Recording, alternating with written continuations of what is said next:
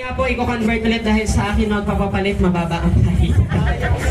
Ang total po, once again, ladies and gentlemen, ay 953,122 pesos. Yes po, kasama na po doon ang euro natin, amounting to 36,000 pesos. Ayan. Baka gusto mong gawin 1 million. Baka gusto mong gawin 1 million. Ay, siyempre, baka may gusto pang magdagdag. Hoy! Dagdag tayo, dagdag. Di pwedeng hindi tayo makaisa. Gawin ng 1 million. Parang Mime!